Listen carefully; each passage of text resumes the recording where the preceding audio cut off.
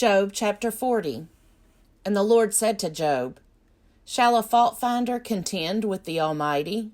Anyone who argues with God must respond. Then Job answered the Lord, See, I am of small account. What shall I answer you? I lay my hand on my mouth. I have spoken once, and I will not answer, twice, but will proceed no further. Then the Lord answered Job out of the whirlwind, Gird up your loins like a man. I will question you, and you declare to me. Will you even put me in the wrong? Will you condemn me that you may be justified? Have you an arm like God? And can you thunder with a voice like his? Deck yourself with majesty and dignity. Clothe yourself with glory and splendor. Pour out the overflowings of your anger, and look on all who are proud and abase them.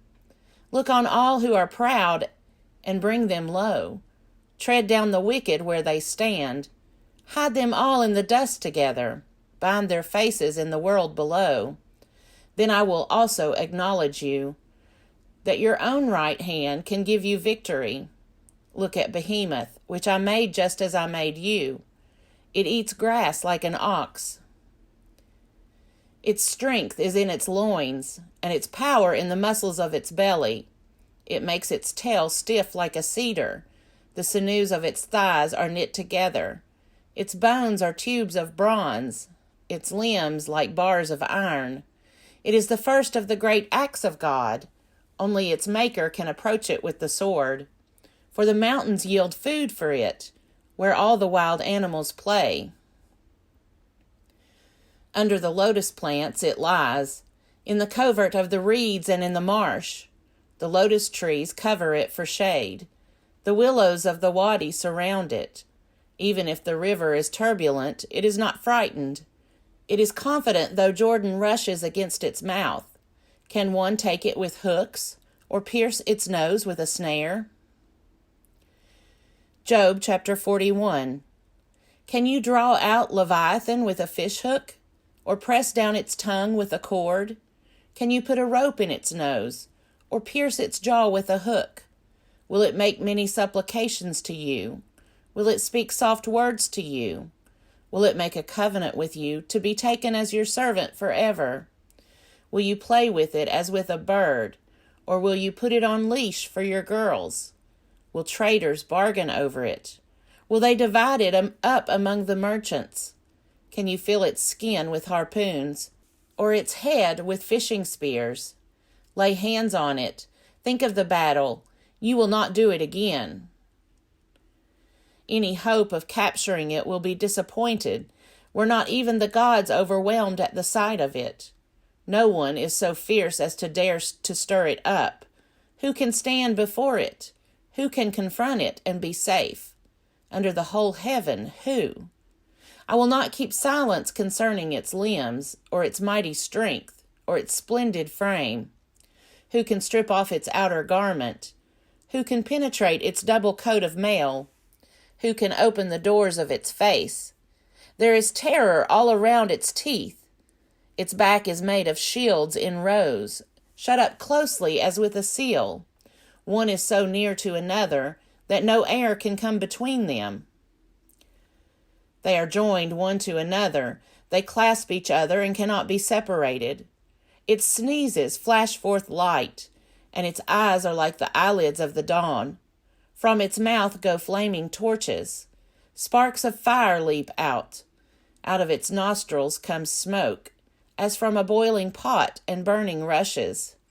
Its breath kindles coals, and a flame comes out of its mouth. In its neck abides strength, and terror dances before it. The folds of its flesh cling together.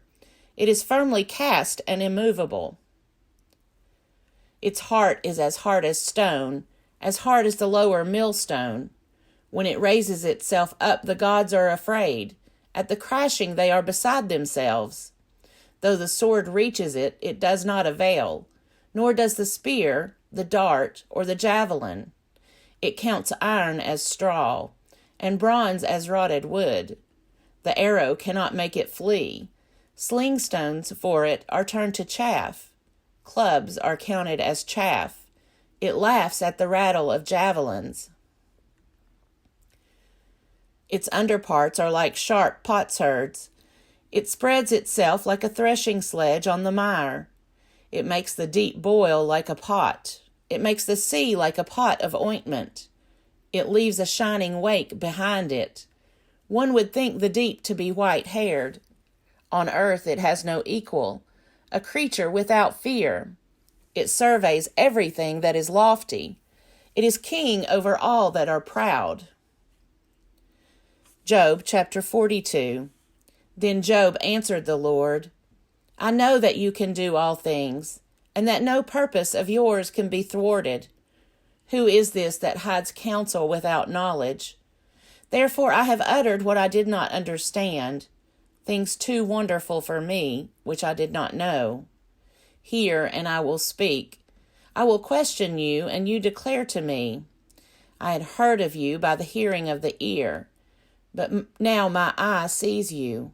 Therefore I despise myself, and repent in dust and ashes.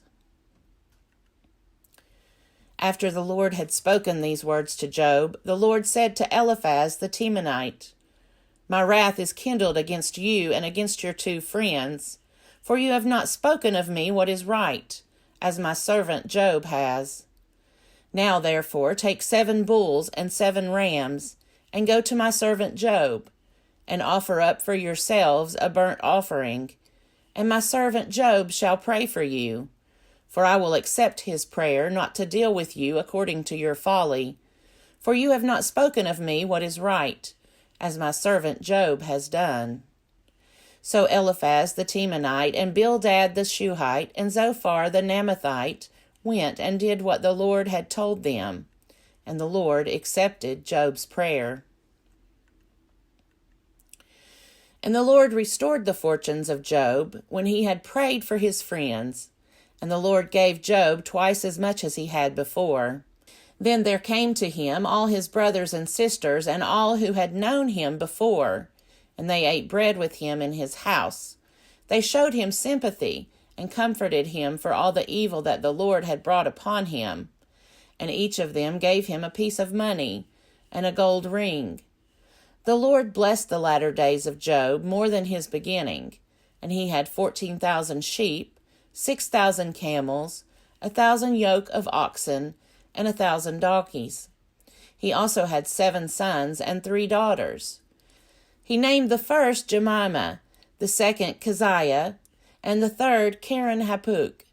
In all the land there were no women so beautiful as Job's daughters, and their father gave them an inheritance along with their brothers. After this Job lived 140 years, and saw his children and his children's children 4 generations. And Job died old and full of days.